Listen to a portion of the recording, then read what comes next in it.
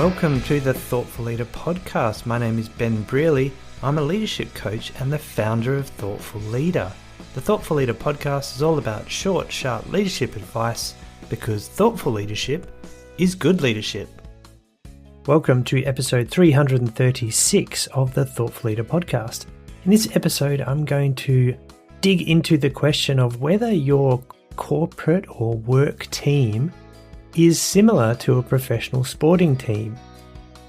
Because we often like to think about professional sports and how that translates to the work environment. So I want to unpack that a little bit and see what it might imply for your team at work. So let's get into this topic right now.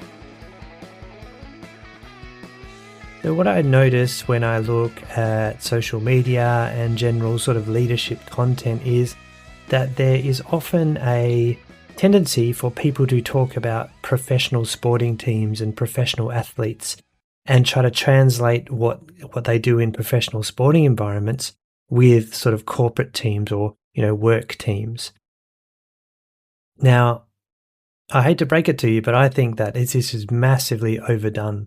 I think people often take these lessons out of high-performance sporting environments and they try to cram them into the workplace. And I think there's so many different variables in the workplace that aren't the same as a professional sporting environment that it makes this sort of useless, I think.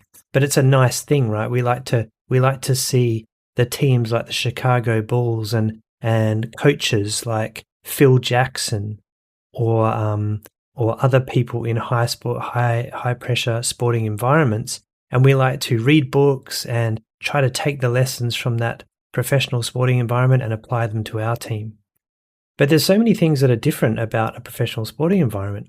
And one of the big ones is that professional athletes at the highest level are very high performing, as you might expect, because they are literally the best at what they do. Now, I don't want to be critical of your team, but I can pretty much guarantee that the people in your team are probably not the best at what they do in the entire world, whereas some professional athletes really are, and they make their way into those high-performing environments. So that's one thing. Your people are probably not the best in the world. In fact, your people, if you live in a town in the US or a city in Australia or in the UK, the people that work in your workplace are probably people from around the local area. And therefore, you're not really picking from all the best people in the world. You're picking from the people around you. Another thing that really distinguishes professional athletes is that they're very motivated and usually very driven, and that's how they get to the top. So they're always motivated to get better. They are always training, trying to learn, and they're very driven to be the best. Now, once again, your team, and I don't know your team, but I can pretty much guarantee that not everyone in your team is really driven to try to achieve and be the best of the best at their particular job. Now, some of them might be, and they might be very driven, but I would say it's unlikely that they're as driven as a professional athlete. One other thing that distinguishes professional athletes from the workplace is that there's a lot of pressure on professional athletes to earn a lot in a short space of time because often careers in athletics and professional sport are short, right? As you get older, you're going to deteriorate a little bit, you might get slower, and while you get experience as an athlete, you will slow down and you will possibly get more injured and you won't be able to contribute at that high level anymore. And so there is pressure for you to earn a lot of money in that short runway. And that means that, once again, professional athletes are going to be quite motivated for doing the best they can in a short amount of time. Another thing that distinguishes professional sport from the workplace is that sport is, I would say at the highest level, sport is much more easily measured. The metric is clear. If you're in a team sport or even an individual sport, you either win that game or you lose that game or competition. And at the highest level, there's lots of statistics that are recorded as well. There's heart rate monitoring, there's GPS tracking, there's all sorts of stats that are recorded, and you can analyze how players are performing at the top level very easily. But in a workplace, there's so many contributing factors to business success, and they're not all easy to measure at an individual level. And there is a lot in the workplace that really deals with the way people behave and the way people are to each other as part of their job. Whereas in sport, you might see strong personalities able to exist in professional sporting teams because they literally are the best player on that team, for example. Another thing that is really different about sport is that it's unapologetically merit-based. Winning is the goal. So if you're not helping your team win and there's someone else better behind you that could take your place, you're going to be out of the team. Whereas work is generally not as cutthroat, because it would be a bit ridiculous to expect that the person who's in your marketing department, as soon as they make a little mistake, you get rid of them because someone else is coming up behind them who's just as skillful or even more so. You don't generally, work is much more forgiving, and it's actually longer term.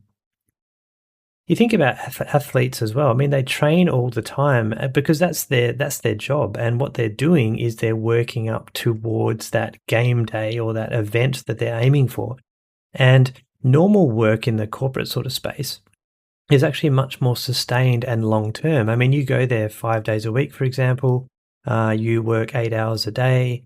You are, you don't have in corporate world, you don't have the fatigue that comes from training physically for sporting events. And in the corporate world, is generally like a sustained effort. You don't generally have these massive peaks or massive events you have to aim for. Often it's just, your daily grind is what happens at work, whereas athletes are often aiming for one highlight event or one game a week or something like that. And so it's just so different. And I think there are similarities when it comes to culture building. Like, you want people in your team to get along, like in the sporting team. You want people to respect each other. You want people to hold each other accountable. And that is all good. And I think the difference, though, in a professional sporting environment is that it's easier for players, for example, senior players or good players, to hold other players accountable in a team because they know they're the best at what they do and they're setting an example and they're being role models. They also know that to win, they're going to have to hold people accountable and actually put pressure on everyone in the team to perform at their best. Whereas if you've got someone, for example, who's a high performer in your work team and they start to hold someone accountable who's like, works part-time or, enjoys time with their family and work is just to get money, they're not really that keen on their profession or their career, it's pretty unfair to that person to be held accountable to get the very, very highest standard at work when actually your priorities are very different. Whereas professional sport, your priorities are quite well aligned with winning. Every athlete who's in a team is going to want to win the championship or whatever competition they're in. So they will know that if they're not doing their best, they're going to be letting the team down. Now, that's not to say the professional athletes are always motivated and they don't have motivation slumps and confidence slumps and all those things. That is very similar to the corporate or work world, but it is a very different environment. It's much more cutthroat and it's highly pressured and driven because you're literally talking about the best of the best. So what does this mean when we talk about a work environment? Because, you can read books on culture about the New Zealand rugby team, the All Blacks, and what they do. You can read books from Phil Jackson about how he won, 11 championship rings or something like that with the Chicago Bulls and the Los Angeles Lakers NBA teams. And you can talk and you can see, how does he deal with these strong personalities in his teams like Michael Jordan and Shaquille O'Neal and Kobe Bryant and all these guys. Now, and that's all good.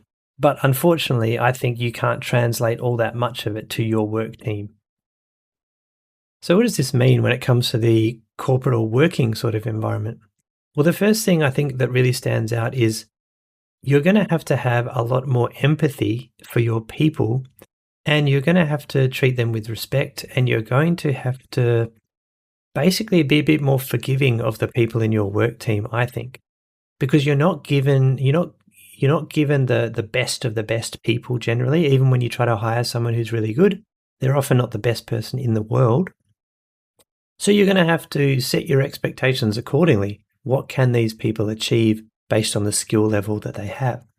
And another thing to consider is that a professional athlete, if they are at the very top of their profession, there's only so many top environments that they can go to. They can't just choose to, oh, I don't want to work at this place anymore. I'm going to go to another team. You can do that within reason, but if you do that too much as an athlete, you might be perceived as someone who's toxic or not a good fit for the team. Whereas in the working world, there are so many choices with regard to different organizations we can go to. There's choice here, right? So a professional athlete, I think, is more likely to put up with more criticism and being challenged harder than some employees in a normal workplace. Another thing that stands out to me is that you'll also need to be quite observant and to measure the right things in your team. Because you're not a professional sporting environment, you will not have statistics for everything. So you'll need to really work out what matters and what you want to measure and how you're going to measure it so you can assess it as best as you can. You don't have heart rate monitors and video footage of your team working and all this sort of stuff. You're going to have to, find out the real key measures that are the right ones to focus on and actually try to gather information and enable yourself to monitor the situation as best you can so you can make that assessment about how people are performing. So in many ways, I'd say it's quite difficult in a work environment because you don't see people all the time. With the rise of remote working, it can be even more challenging.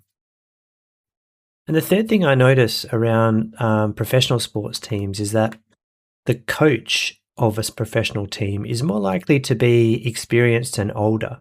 They're often a former player and they have experience and they are often much older than the people they are coaching because athletes are generally younger.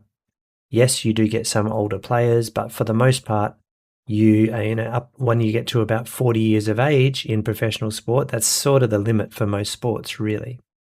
So in a workplace, though, you're likely to be leading people who can have more experience than you. Like you might be a 30-year-old leader or a 40-year-old leader, and you might have people in your team who are 50, 60 years old and may even be in the industry for a lot longer than you have been.